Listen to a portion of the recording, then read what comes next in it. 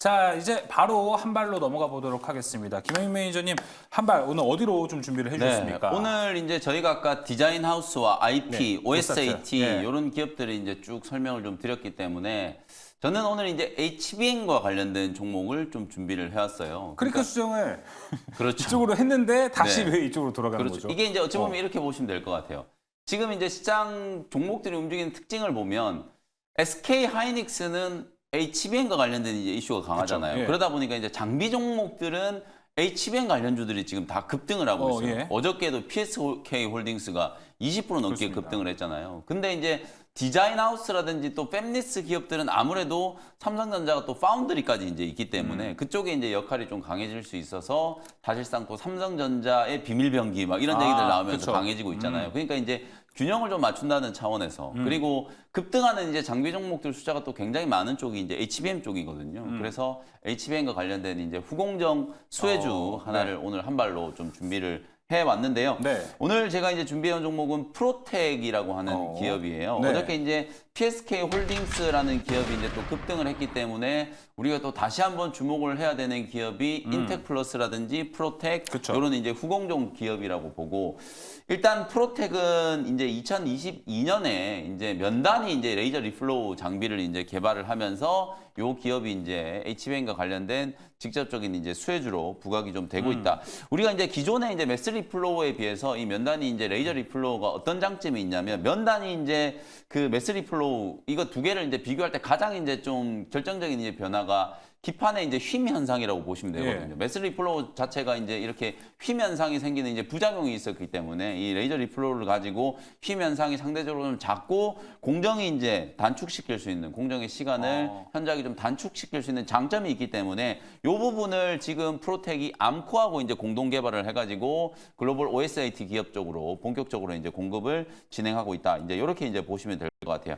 뭐 오늘 젠슨 황 CEO 얘기가 이제 계속해서 이제 좀 전원이 전해지는 것처럼 어찌 보면 앞으로 이제 AI 반도체 시장이 폭발적으로 성장할 거라는 거, 시장의 예상을 언제나 좀 뛰어넘는 이슈들이 지금 나오고 있다라는 거, 뭐 크게 이견이 저는 없다라고 보여지거든요. 그런 측면에서 봤을 때 제가 어제 이제 무료 공개 방송을 해드린 것도 뭐 시간이 되신다면 녹화 방송을 꼭 좀 확인해 보시면 좋을 것 같은데 제가 AI 반도체 시장 전체를 이제 조금 카테고라이징을 해가지고 어떤 섹터에 어떤 종목들이 지금 연결고리를 가지고 강하게 움직이고 있는지를 자세하게 조금 분석을 좀 해드렸었거든요. 네. 뭐 그런 측면에서 봤을 때 어쨌든 우리나라는 반도체 강국이라고 합니다만 지금 시장 규모가 훨씬 더 큰 시스템 반도체 쪽보다는 메모리 반도체 쪽 특히 또 AI 반도체, AI 가속기에 있어서도 뭐 GPU나 이런 이슈들보다는 HBM 쪽 이슈가 워낙 좀 강하게 연결이 되어 있는 나라이기 때문에 종목들도 이제 그쪽의 종목들이 강하게 움직인다라고 이제 생각을 하시면 될 것 같거든요. 주력 고객사 이제 OSAT 기업들이 아무래도 이제 어드밴스드 패키지가 이제 계속해서 좀 확산되면서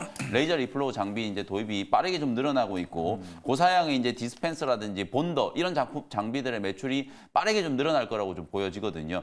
주가가 이제 조금 최근에 좀 지지부진하게 움직였던 맞아요. 이유는 지난 4분기 이제 실적이 좀 안 좋았기 때문인데요. 맞습니다. 어찌 보면 뭐 4분기 실적이 안 좋았던 게 많은 기업들이 다 이제 공통적으로 나타났던 현상이고 올해는 이제 웬만하면 이제 작년 실적에 대한 거 이제 엔비디아까지 작년 실적 이제 발표 다 했으니까 네. 이제 올해를 바라봐야 되잖아요. 그럼 뭐 그런 측면에서 봤을 때 올해 이제 예상 매출액 한 2,360억 원 정도, 네. 영업이익도 지금 한 580억 원 이상 될 거라고 보여지는데 지금 현재 시총이 딱 5천억 대거든요. 그러니까 요 기업은 HBM과 관련된 다른 이제 장비주들 급등했던 장비주들에 비하면 HBM과 관련된 이슈가 강하게 있는데도 불구하고 전혀 지금 프리미엄을 못 받고 있는 상황이라는 거죠. 네. 그러니까 작년 실적에 대한 이제 부담 때문에 주가가 이제 조금 지지부진하게 움직였습니다만 올해 HBM 시장이 뭐 다 요즘에 뭐만 얘기하면 다 10배, 10배 이렇게 얘기하는데 맞아요. HBM 시장도 최소 10배 이상 뭐 성장을 할 거라고 지금 얘기를 하고 있거든요. 그런 측면을 감안해 봤을 때 아무래도 프로텍은 여전히 좀 상승 여지가 좀 많이 남아 있지 않을까. 이미 우리 시장은 어저께 엔비디아 주가가 애프터마켓 이제 시간의 시장에서 강하게 상승하는 걸 보고 네. 종목들이 먼저 반응을 했잖아요. 그쵸. 그렇기 때문에 많이 오른 종목을 또 추격 매수했을 경우에는 자칫 또 세론이 나타날 수도 위험할 있거든요. 때가 있어요. 뭐 그런 네. 측면을 본다면 상대적으로 좀 덜 오른 종목 중에 새롭게 이제 이슈가 부각될 수 있는 기업으로 프로텍이라는 기업을 좀 소개를 좀 해드렸고 이미 HBM 관련된 종목들도 PSK 홀딩스부터 해가지고 뭐 인텍플러스, 한미반도체, HPSP, 이오테크닉스 뭐 소개를 안 해드린 종목이 거의 없다 싶을 정도로 거의 다 훑었기 때문에 그 중에서 이제 조금 소외되어 있지만 재평가를 좀 받을 수 있는 가능성이 높은 프로텍을 주목을 해보시면 될 것 같습니다. 네. 가격 전략 바로 같이 공개를 좀 해드릴게요. 48,300원 어저께 이제 종가 근처에서 일단 매수 가격 말씀드리도록 하고 1차 목표 가격은 6만 원, 손절 가격은 42,000원. 6만 원이 이제 오늘 현재 가격하고는 조금 차이가 있잖아요. 그래서 이제 뭐 너무 단기적인 관점보다는 이제 중장기적인 어떤 실적 개선을 좀 보시면서 한 6만 원 정도의 목표가를 좀 보시고 대응을 해보시면 되겠습니다. 알겠습니다. 자, 오늘 한 발 바로 프로텍이었습니다. 일단은 먼저 꼽아준 이유를 본다면 네. SK하이닉스 발로 나온 뉴스들 호재, 그 모멘텀들이 일단 우리나라 시장에서 더 빨리 움직이고 네. 있기 때문에 아까 우리가 크리크 조정 때 봤던 거는 좀 삼성 이슈, 오히려 좀 길게 가져가야 되는 거 아닐까 이렇게 네. 생각이 들고 시장에 대응을 하는 것은 프로텍 같은 조금 덜 오른 기업들 한번 보는 것도 현재는 좀 좋을 것 같습니다. 자, 그래서 아까 이제 설명 때도 이야기를 해 주셨습니다.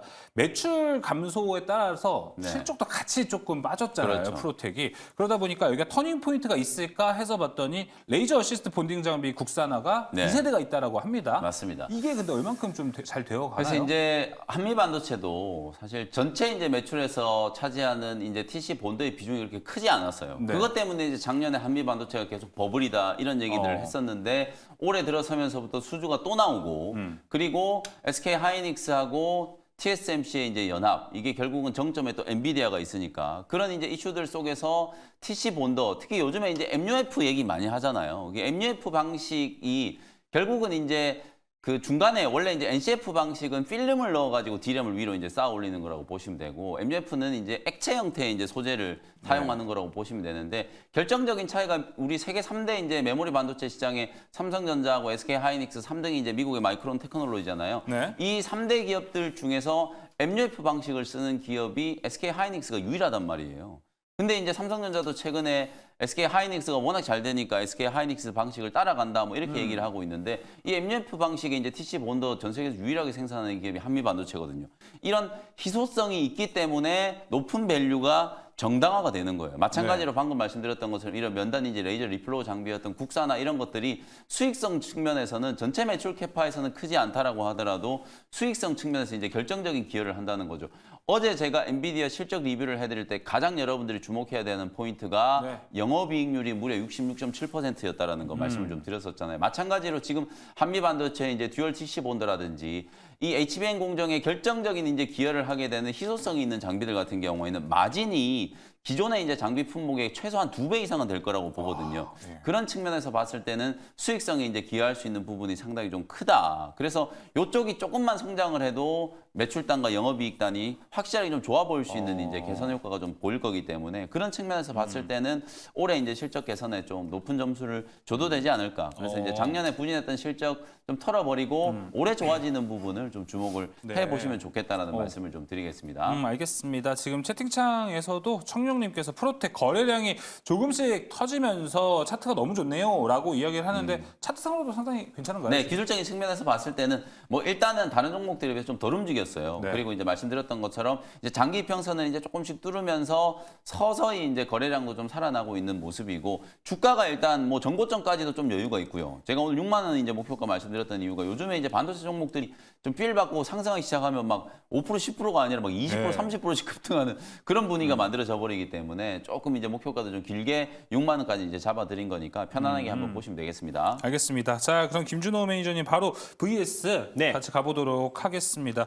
자, 여기 VS 같은 경우에는 이제 오사트 쪽 그리고 후공정 장비이기 때문에 그 네. 안에 있는 종목들 한번 준비해봤습니다. 인텍플러스 같이 있고요. 자, 반면에 김준호 매니저 깃털 시리즈 네. 좋아하니까 특별히 JT를 넣어봤습니다. 시총이 1,000억이 안 돼요 지금. 맞습니다. 근데 이제 반도체 섹터에서는 어제 이제 뭐 가온칩스라든지 네. 한미반도체가 상한가를 들어가는 예. 시장에서는 반도체 섹터에서는 깃털보다는 좀 내용 있는 종목들, 기술력이 있는 기업들이 조금 더 매력적이지 않을까라는 관점에서 그렇군요. 예. 여기서 제가 이제 탑픽으로 좀 꼽을 수 있는 거는 인텔플러스를 한번 꼽아볼게요. 프로텍은 절대 안 가요? 프로텍스 예. 좋은 기업이지만 사실상 이제 결국 삼성전자가 지금 엔비디아의 HBM을 공급을 지금 현재는 못하고 네. 있는 게 결국 이제 수율이 잡히지 않고 있는 모습이잖아요. 예. 그래서 이 수율을 개선하기 위해서는 아무래도 이제 외관 장비 검사 장비 업체들이 수혜를 받지 않을까. 최근에 고영도 좀 강하게 움직이고 있는 점도 결국 3D 외관 장비 검사 업체다 보니까 결국 글로벌 1위 업체이기도 하고요. 그러다 보니까 온디바이스 AI의 최대 수혜주로도 부각되면서 AI 반도체 수요 급증에 따라서 최근에 고영이 좀 강한 반등 흐름이 나와줬던 것도 있었고 또 삼성의 AGI 관련된 종목으로도 가장 먼저 좀 부각되기도 했었는데 인텔플러스 같은 경우는 이제 머신 비전 기술을 기반으로 외관 장비 검사 업체다라고 보시면 될 것 같아요. 특히 2D나 또 그리고 이제 3D에 들어가는 자동 외관 검사 장비를 생산하는 업체고 또 이제 모듈을 또 이제 고객사에 공급하는 기업이다라고 좀 판단이 되고 있어서 결국 이제 돌고 돌아서 이제 반도체 외관 장비 업체들 또 검사 장비 업체들이 좀 수혜를 받지 않을까라는 관점에서 인텔플러스도 충분히 기술적으로 본다고 하더라도 장기간의 어떤 박스피 흐름과 또 그리고 이제 박스피 직전 고점 부분대의 상당 부분을 좀 돌파하기 위한 좀 매수세가 좀 최근에 강하게 좀 유입되고 있는 모습이에요. 그래서 결국 고용을 시작으로 또 3D 검사 장비 업체들이 돌아가면서 또 이제 수혜를 받을 가능성이 높다고 좀 보고 있어서 우리가 이제 HBM 또 그리고 AI 반도체 확산에 있어서 우리가 검사 장비 업체 특히 3D 검사 장비 업체들 좀 네. 관심 있게 볼 필요가 있다는 관점에서 인텔플러스 탑픽으로 한번 꼽아보겠습니다. 네, 알겠습니다. 자, 일단은 반도체 섹터 내에서는 깃털 시리즈가 통하지 않는다는 것도 여러분 같이 꼭 챙겨가시고 실질적인 내용이 있어야 된다는 것. 섹터마다 맞습니다. 깃털 전략 물론 뭐 올라가는 종목도 있는데 단발성인 경우가 이제 예, 있어요. 예, 예. 그래서 시그네틱스라든지 최근에 링크제네시스 같은 종목들도 네. 깃털 같은 종목도 올라가긴 했었었는데 예. 그게 어떤 시세의 연속성이 조금 없는 종목들도 많고 변동성도 크다 보니까 안정적이고 시총 큰 종목들도 20-30% 가는데 굳이 우리가 거기서 시총 작은 종목들을 들어갈 필요는 없다라는 관점에서 좀 묵직한 종목들 보는 게 좋을 것 같아요. 알겠습니다. 또 채팅창에 있는 내용 하나만 더 좀 네. 해보겠습니다. 민님께서 코아시아 재무 문제는 없나요? 4년 연속 적자라는데 상패 위험이 있는지 궁금합니다. 네, 일단 뭐 코아시아 같은 경우는 네. 사실상 이제 실질적인 부분들을 본다고 했을 때 결국에 저는 이제 재무 건전성이 좋아지고 있다고 봐요. 좋아지고 작년 있다. 같은 경우는 봤을 때 주주 환원 정책도 펼치기도 했었고 또 그게 지주사다 보니까 결국에 지금 상패 위험은 저는 없다라고 좀 보고 있고 특히 올해 같은 경우는 아까 말씀드린 대로 AI의 어떤 반도체 또 그리고 또 차량용 반도체의 어떤 매출 성장이 빠르게 진행되고 있는 시점이다 보니까 엔비디아도 마찬가지로 지금 이제 사상 최대 실적이 났음에도 불구하고 앞으로 AI 여전히 과소평가돼 있다. 그리고 10배 이상 성장한다고 했기 때문에 디자인 하우스의 기업들의 가치는 좀 올해부터 빠르게 급증한다고 했을 때 올해 흑자 전환에 대한 기대감도 높아질 수밖에 없고 또 우리 디자인 하우스와 AI 반도체에 관련된 또 기업들 그 안에서 디자인 하우스 기업들은 올해 어떤 매출 성장과 흑자 전환에 대한 기대감이 너무 높기 때문에 예. 그 실적에 대한 부분과 또 그리고 이제 뭐 상패에 대한 우려는 안 하셔도 될 것 같아요. 알겠습니다. 일단은 상패에 대한 리스크는 좀 없습니다. 네. 점차 좀 좋아지고 있는 적자폭이 축소가 되어가고 있는 것으로 잘 해석을 해보시면 좋을 것 같습니다. 자, 그럼 계속해서 바로 네. 김준호 매니저의 한 발도 들어보도록 하겠습니다. 김준호 매니저는 아까 이제 디자인 하우스로 클릭 조정을 했어요. 네. 그럼 그 디자인 하우스에서 한 발이 나와야 되거든요. 네, 한 발에 나와야 되는데 예. 디자인 하우스를 너무 많이 말씀드렸고 구총을 너무 많이 쏟아 보니까는 좀 지겨워져가지고 네, 화기를 바꿔보도록 소총 하겠습니다. 말고 이제 네. 권총을 갖고 오겠다. 맞습니다. 아. 그래서 IP 쪽도 아까 좀 탐나서요. 네, IP 기업 한 종목을 가져왔습니다. 네. 오픈엣지 테크놀로지를 말씀드리고 바로 2, 3일 만에 30% 가까운 상승이 나와줘서 네. 오픈엣지 테크놀로지의 좀 후속주를 한번 가져와 봤는데 예. 바로 이제 퀄리타스 반도체라는 종목을 오늘 좀 한 발 종목으로 한번 가져와 봤습니다. 네. 일단 뭐 인공지능 아까 말씀드린 대로 자율주행 관련해서 이 반도체 칩이 계속해서 지금 이제 고도화되면서 결국 초고속 인터커넥트 기술력을 가지고 있는 퀄리타스의 가치가 더 부각되고 있고 최근에 뭐 퀄리타스 반도체는 온디바이스 AI 관련 종목으로 좀 부각이 되면서 시세가 한번 세게 분출됐다가 최근에는 살짝 좀 쉬어가는 모습을 보여주고 있는데 결국 이제 AI의 어떤 이제 빠른 데이터 이동이 좀 필수고요. 또 그리고 고속 인터커넥트 기술 같은 경우는 데이터 처리량이 급증하면서 네, 중요한 역할을 좀 하고 있기 때문에 뭐 자율주행 또 그리고 로봇 또 그리고 AI 산업 확장에 있어서 가장 필수가 될 수 있는 IP다. 라고 보시면 될 것 같습니다. 그래서 특히 칩넷 인터페이스 개발을 위해서 또 이제 IP 국책 과제로 또 선정된 기업이기도 한데 칩넷이 뭐냐면 고성능 칩을 기능별 단위로 좀 분할을 하고요. 또 그리고 개별 제조에서 연결하는 기능을 갖고 있는 건데 관련해서 특히 AI 반도체의 가장 핵심이라고 보시면 될 것 같습니다. 그래서 뭐 글로벌 기업에 또 이제 지적 재산권을 공급하고 있는 기업이기도 하고요.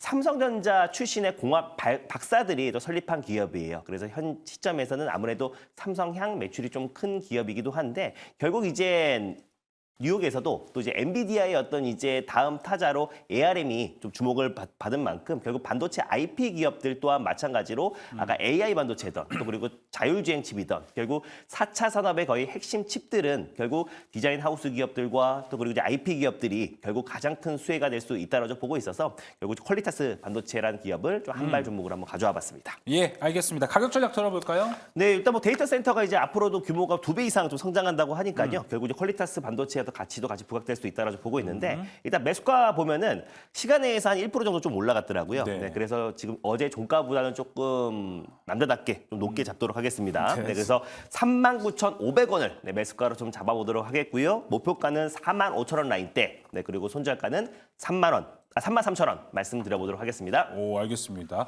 어제 종가가 39,250원인데 남자답게 39,500원. 39,500원. 네. 남자다운 매수가 나왔습니다. 네, 알겠습니다. 자, 그러면은 계속해서 오늘은 남자다운 거 별로 수긍을 못 하겠는데 네. 남자다운 건 우리 시초가로 쏴야 남자다운 거거든요. 혹은 종가. 네. 어쨌든 또 남자답게 잘 참고하시면 될 것 같습니다. 알겠습니다.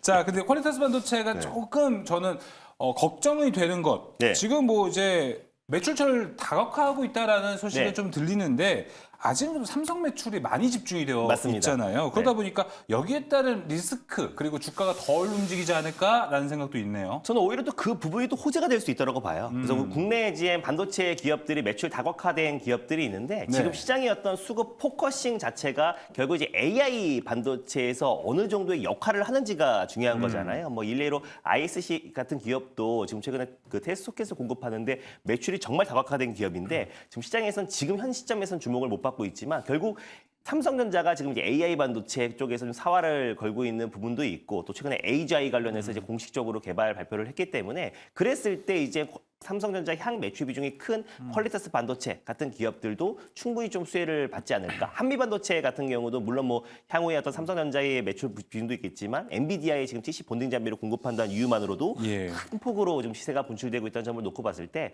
현 시점에서 AI 반도체 관련된 기술력이 확실히 있는 기업들 또 그리고 이제 특히 IP 기업들은 결국 이제 뭐 삼성전자뿐만 아니라 앞으로의 어떤 매출 다각화는 향후 이뤄질 수밖에 없다라는 관점에서 뭐 충분히 매력적이고 또 온디바이스 AI 쪽에서도 제주 반도체와 함께 가장 대표 종목으로 부각됐던 종목이잖아요. 그 전에도 가장 강력한 또 시세가 분출됐던 기업이다 보니까 뭐 그런 부분은 크게 걱정할 부분이 아니다라고 보고 있습니다. 알겠습니다. 퀄리타스 반도체 삼성 매출 집중에 대한 리스크 오히려 호재로 좀 볼 수 있다라고 이야기를 해줬습니다. 자, 바로 VS 가져가 보도록 네. 하겠습니다. 퀄리타스 반도체 IP 안에서 찾아봐야겠죠. 아까 찝어주셨던 칩스앤미디어 있고요. 오픈 엣지 테크놀로지 3대장이라고 볼 수 있을 것 같습니다. 아, VS 너무 힘들어요. 네. 이게 다 비등비등한 종목들이기 때문에 네. 하나를 딱 찍기가 이제 애매한데 저는 어쨌든 아까 우리 이제 키워드 제시해드릴 때 IP에서 또 대장주를 칩셋 미디어로 꼽았기 때문에 대장주도 좋은데 뭔가 그런 네. 거 좋지 않을까요? 오늘 시장 네. 개장 후에 오늘 노려봤을 때 이 세 가지 중에 뭐가 좋을까? 칩셋 미디어. 네.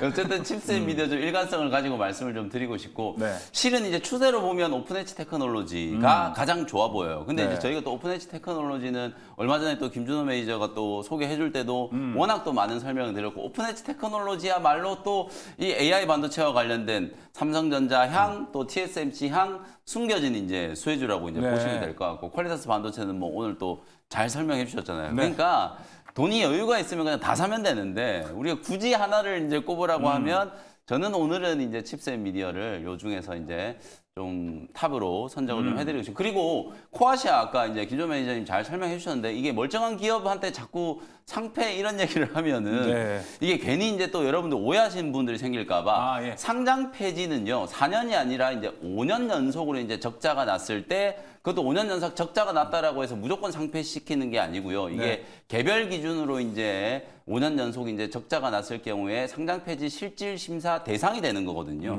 그리고 이제 4년 연속 이제 적자가 됐을 경우에는 그 다음 해에 이제 반기 보고서 제출됐을 때 그때도 이제 적자가 계속 이어지고 있다. 그러면 이제 관리 종목에 이제 지정될 수 있는 거예요. 그래서 예. 이제 그런 명확한 기준이 있기 때문에 뭐 코아시아는 제가 봐도 올해 이제 실적 턴어라운드 가능성이 이제 충분히 좀 있다라고 보여지기 때문에 뭐 상장 폐지나 이제 그런 이슈하고는 네. 좀 거리가 있는 기업이니까 뭐 크게 걱정 안 하셔도 될 것 같다는 말씀을 좀 드리겠습니다. 네, 어떻게 보면 좀 걱정을 미리 사서 한 느낌이 좀 네. 드는 것 같다. 좀 우려를 좀 더 녹여봐도 괜찮지 않을까 이렇게 좀 생각이 듭니다. 여기서는 칩셋 미디어를 선택해준 김영민 매니저고요.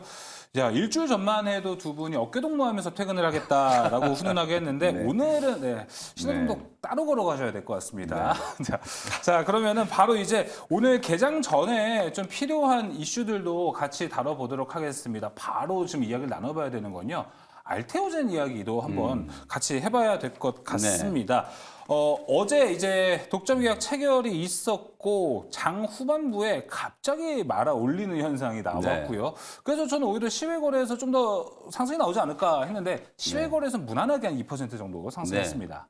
일단 알테오젠이 어저께 오후장에 코스닥 시장 전체를 좀 흔들었어요. 예. 이게 이제 변경 공시가 나오자마자 바로 세론이 되면서 예. 마이너스 10%까지 급락을 했다가 어제 또 종가는 11% 거의 12% 가까이 상승한 채로 이제 끝이 났거든요. 그러니까 핵심적인 이슈들만 제가 좀 짚어드릴게요. 이제 몇몇 이제 투자자분들이 좀 오해할 수 있는 대목이 어저께 이제 사이닝 피라는 게 267억 원 정도? 그 정도 이제 됐는데 많은 사람들이 이거 이제 머커에 독점적인 계약을 주면서 뭐 사이닝 피를 했는데 겨우 267억 뭐 이렇게 생각하시는 분들이 많은데 그거는 말 그대로 도장 찍은 거에 대한 고맙다. 계약해줘서 고맙다라는 이제 감사의 인사를 한 거거든요. 그게 무려 267억 정도 됐다 이렇게 보시면 되고 마일스톤도 이제 지금 SC 제형으로 머커에 이제 키트루다 지금 개발을 또 하고 있잖아요. 그게 아마 2025년 말 정도 되면 이제 상용화가 이제 될 거라고 보여지는데 마일스톤이라는 건 이제 임상의 단계가 계속 높아지면서 현금을 이제 유입을 받는 거라고 보시면 되거든요. 그것도 이제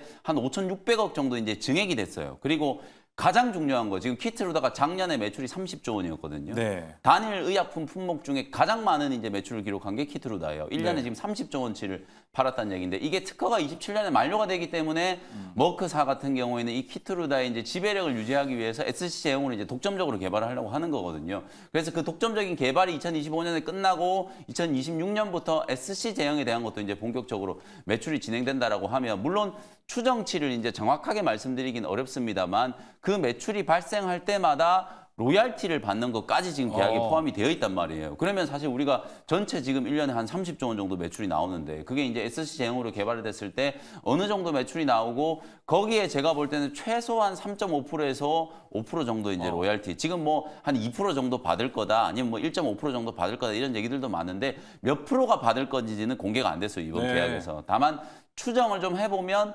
최소 뭐 한 3.5에서 5% 정도는 받을 수 있지 않을까. 그러면 여러분들이 한번 계산을 해보세요. 지금 수십조 원의 이제 매출이 나오는 의약품인데 매년 따박따박 특허가 끝날 때까지 3%에서 5% 정도는 이제 로열티를 받는다라고 하면 이 어마어마한 가치거든요. 그래서 그런 측면들이 이제 막판에 이제 반영이 되면서 주가는 이제 결국 강하게 이제 상승을 하고 끝났다. 이렇게 이제 이해하시면 될 것 같고 우리나라의 이제 바이오 플랫폼 기업들 뭐 알테오젠뿐만 아니라 이제 레고캠 바이오도 그렇고 ABL 바이오도 그렇고 보로노이라든지 뭐 펩트론이라든지 이런 추가적인 이제 기술 이전에 대한 이제 기대감이 살아있는 기업들도 알테오젠 효과 때문에 좀 긍정적인 흐름이 좀 만들어지지 않을까 그렇게 전망을 좀 해드리겠습니다. 알겠습니다. 개장 전략 안에서 오늘 알테오젠 이야기도 한번 나눠봤고요. 김준호 매니저님 오늘 네. 일단 개장 분위기 현재 예상 체결 지수는 나쁘지 않게 나오고 있습니다. 네. 개장 전략 따로 오늘 봐야 될 게 있을까요? 저는 오늘 뭐 여전히 이제 어저께 엔비디아의 어떤 훈풍으로 인해서 국내 증시에도 이제 반도체 섹터 중심의 어떤 시장 상승을 견인하지 않을까. 물론 뭐 금요일장임에도 불구하고 다만 이제 우리 국내 증시가 조금은 우리가 우려되는 거는 이제 K세론, 그 지긋지긋한 K세론이 있잖아요. 예. 그러다 보니까 좀 시세가 좀 세게 분출된 종목들 위주로 또 이제 변동성이 좀 확대될 수 있다라는 거. 그래서 사실 반도체 섹터를 좀 접근할 때도 정말 기술력이 담보돼 있거나 아니면 출발하지 않은 종목들 위주로 한다고 했을 때는 그 좀 변동성을 좀 피해가지 않을까 좀 보고 있고요. 이미 뭐 상한가를 안착했거나 시세가 세게 분출된 신고가 랠리가 이어지는 종목들은 약간의 좀 변동성도 충분히 있을 수 있기 때문에 너무 또 이제 엔비디아의 어떤 16% 폭등을 보고 너무 흥분해서 막 그 급등하는 종목들을 잘못 들어간다고 했을 때는 오히려 뇌동 매매가 될 수 있기 때문에 그런 부분들만 조금 주의한다고 했을 때 오히려 또 이제 우리가 4월 달에도 학회를 앞둔 시점에서 또 제약바이오 섹터가 다시 한번 또 매수세가 또 유입될 수 있다고 좀 봐요. 또 어제 알테오젠의 어떤 상승을 그렇죠. 본다고 했을 때 그래서 반도체 섹터는 기술력이 있는 기업들로 접근을 하고 또 이제 오히려 제약바이오 종목들도 조금씩 모아가는 전략이 필요하지 않을까 보고 있습니다. 네, 기술력 있는 반도체 그리고 제약바이오 바닥에 있다면 잘 담아보자. 개장 전략도 들어봤습니다. 자, 두 분과 이야기는 여기서 마무리 짓도록 하겠습니다. 오늘 말씀 고맙습니다. 감사합니다.